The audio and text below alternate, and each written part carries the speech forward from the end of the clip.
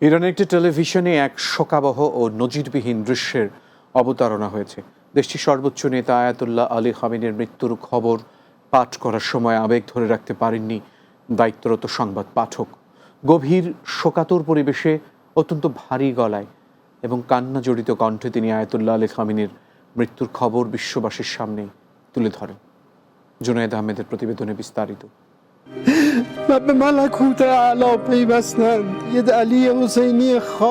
ইরানের একটি টেলিভিশনে এক শোকাবহ ও নজিরবিহীন দৃশ্যের অবতারণা হয়েছে। দেশটির সর্বোচ্চ নেতা আয়াতুল্লাহ আলী খামেনির মৃত্যুর খবর পাঠ করার সময় আবেগ ধরে রাখতে পারেননি দায়িত্বরত সংবাদ পাঠক। গভীর শোকাতুর পরিবেশে অত্যন্ত ভারী গলায় এবং কান্না জড়িত কণ্ঠে তিনি এই ঘোষণাটি বিশ্ববাসীর সামনে তুলে ধরেন।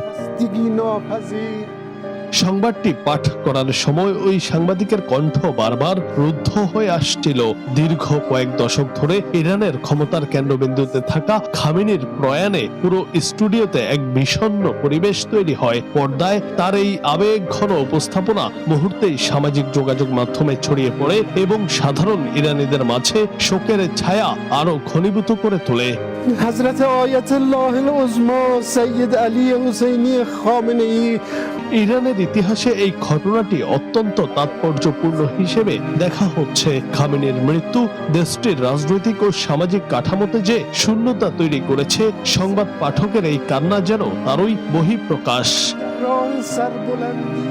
আন্তর্জাতিক গণমাধ্যমগুলো এই বিরল মুহূর্তটিকে গুরুত্বের সাথে প্রচার করছে। একজন সংবাদ পাঠক সাধারণত পেশাদারিত্বের খাতিরে আবেগহীন থাকেন, কিন্তু খামেনির প্রতি শ্রদ্ধা ও আবেগের জায়গা থেকে এই সাংবাদিকের অশ্রুসিক্ত ঘোষণাটি ইরানের বর্তমান শোকাতুর পরিস্থিতির দিকটি তুলে ধরেছে। জুনায়েদ আহমেদ, বাংলা টিভি।